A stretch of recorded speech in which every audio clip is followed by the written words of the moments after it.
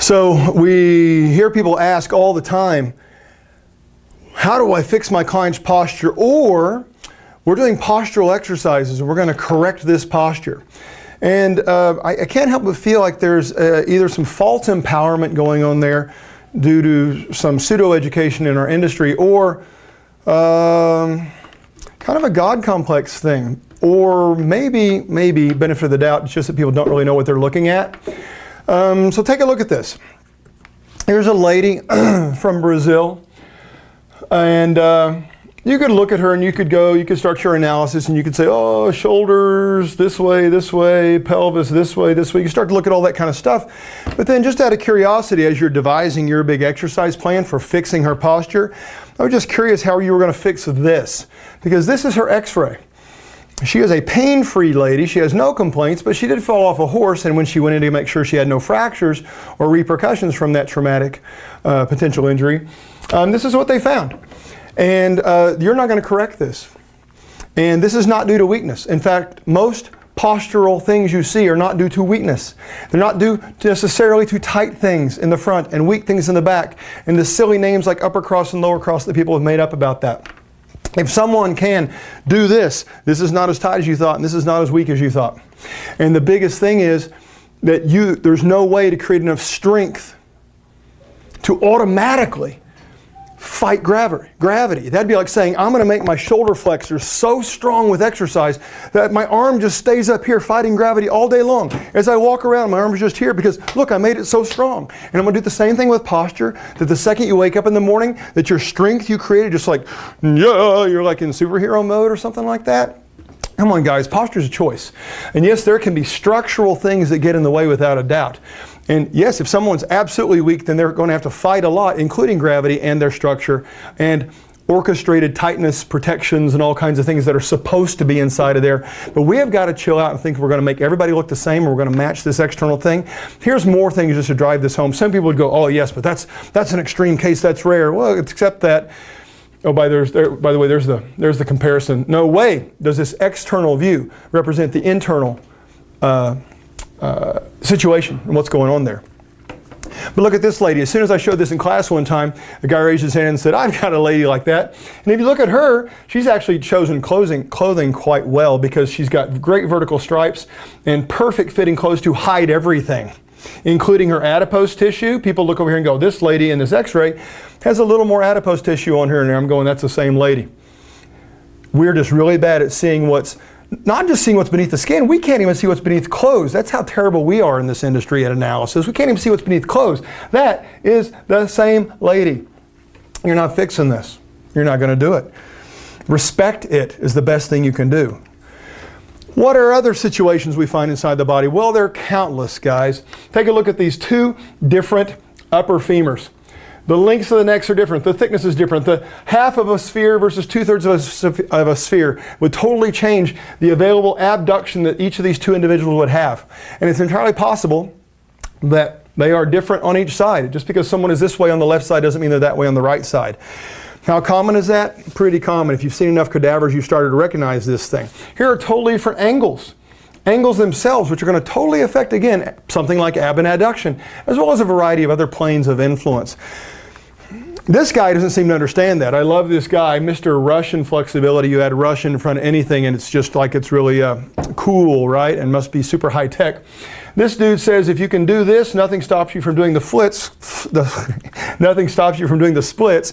Nothing but reality, because this guy is not even capable of doing the splits in the position he's in. He thinks that this leg's straight out parallel to the ground. All he has to do is take this leg straight out parallel to the ground, but he's actually at about a 50 to 60 degree angle right here of abduction. He's not at 180 degrees like he thinks he is. So again, clothes versus internal reality, leg relative to the world versus hip relationships. Those are the realities. Take a look at this. Two completely different torsions throughout the femur. Both of these have the knee condyles laying flat on a table. But you can see the torsion throughout the femur from proximal to distal, and the different angles, and how this would affect someone's apparent internal and external rotation. And you would say, oh, but those are just two extremes. Those are kind of rare. Actually, guys, here's 6 different ones in between. That was the one on the left. This was the one on the right. And there are progressively across the screen the same thing in 5 different cadavers.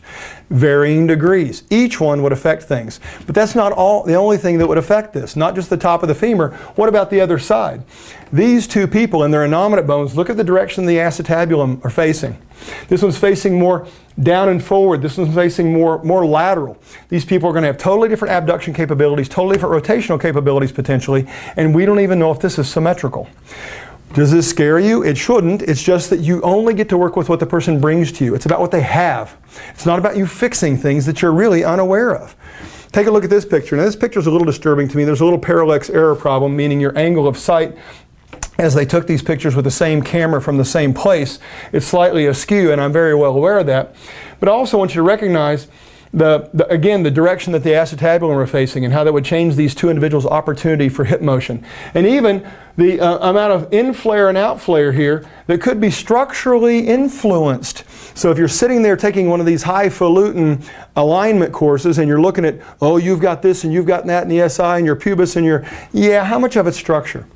How much of it's structure? How much of it is exactly the way you're supposed to be? And your body has spent your entire life orchestrating your motor recruitment solutions around this internal reality. One of the biggest mistakes you can make is forcing symmetry. Humans are not symmetrical. In varying degrees, we are asymmetrical, and our bodies spend every day of our developmental years and thereafter creating motor recruitment solutions around that. Your body knows more about what's going on inside of you than we do in the fitness industry, trying to make perfect external lines without knowing anything about the inside. Here, take a look at this one. 2 different tibia bones. The reference point is approximately up by the knee. So those knees are aligned with each other. To allow us to see the torsion that's created in different directions here, this is the lateral side of each. This person's foot would actually be pointing inward relative to their knee. This person's foot would be pointed outward relative to their knee, and it would have nothing to do with their knee. And I see all the time people saying, well, we got to fix knee alignment by looking at the foot. Monster mistake, folks. Whoever told you that, you need to get your money back. Because right here, this person's knee is perfectly aligned, because the knee is about the bones that create the knee. It's about the condyles, it's about the tibial plateau, it's about the alignment of the patella, as the patellofemoral joint relates to it. This foot pointing off could have a variety of reasons. In fact, this is a great example of a torsion throughout the structure, the tibia itself. This person's knee is perfectly aligned. Don't confuse directions the foot is pointing with what's going on in the knee. It's a monstrous mistake made in the rehab world, made by physicians, and made all throughout the exercise professional world. Let's go to the upper extremity. Take a look at these guys. 2 different scapula, 2 different folks. But look how the acromion comes back, or the spine of the scapula is more posterior, with the acromion being a little more posterior on this guy. This guy has his spine much more superior and the acromion coming over the top. This guy has very different influences in abduction of the glenohumeral joint than this guy does. However, this guy has very different posterior influences for stability, as you'll recognize that the plane of his glenoid is entirely different than this guy's plane of the glenoid. So this guy is more open to things like posterior dislocations. So I'm not saying he's going to have one. I'm just saying these 2 structures, 2 very different shoulders, 2 very different sets of expectations from these individual clients. Another set of scapula. Giant long acromion coming out with major influences on this glenohumeral joint and the little space in between there, which is a great opportunity for impingement of things like the tendon for the supraspinatus, the long head of the bicep, and friends. And over here, we've got a really short acromion, lots of space, opportunity for impingement dramatically reduced. These people should do the same thing. They should do the same exercises. They should have the same range of motion. It's a fantasy world we're living in, folks, if we keep thinking that way. And we're doing our clients a disservice by not understanding that what they bring to us is what we need to respect. Stop trying to correct things you don't understand. So look, here's a couple different scapula as well.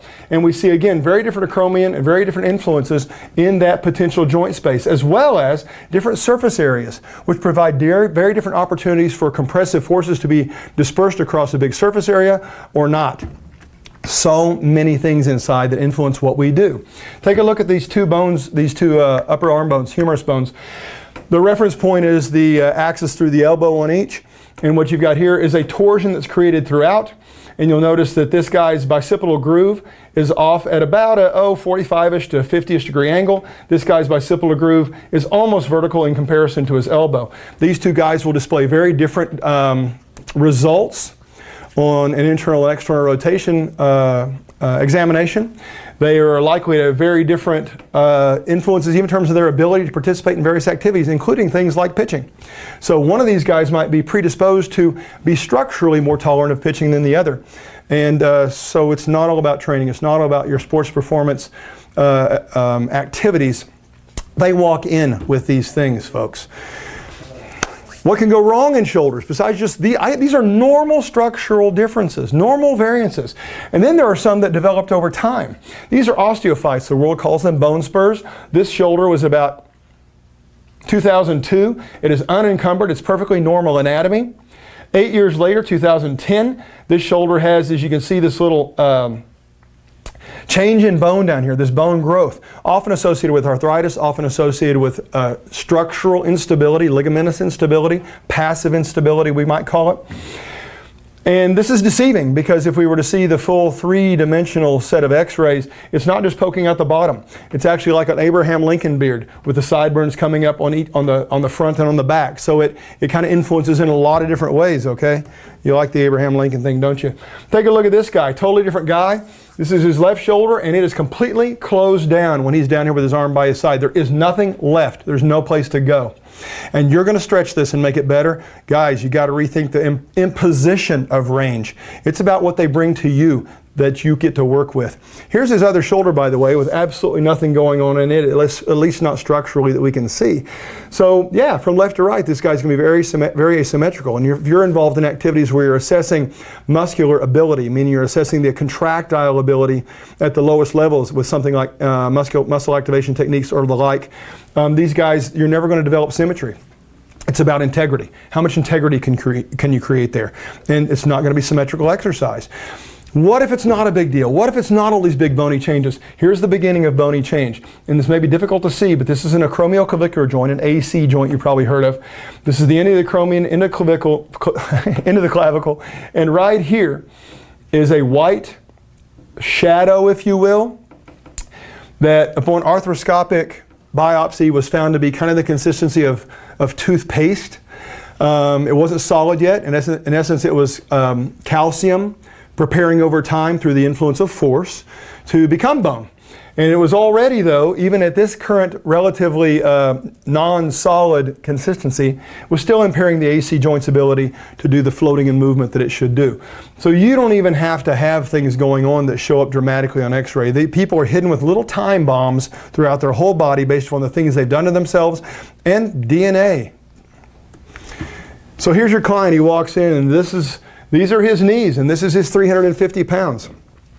And yes, if you're prone to malpractice, like the trainers on The Biggest Loser, you're probably going to have this guy start with plyometrics and other calorie-burning things, especially ones that are good for television, that NBC likes for ratings. But if we were doing the proper things for this guy, his workout would be pretty darn boring, because our number one job would be creating intra-joint integrity and having him do things that are good for him based upon his structure, his variances, and the things he brings to the table, the things he has and doesn't have in terms of the ability to generate contraction and the ability to control. And as soon as we start bouncing around, as soon as we start worrying about heart rate first and calories first, we start creating force-based problems on people that are ill prepared for such. Definition of malpractice.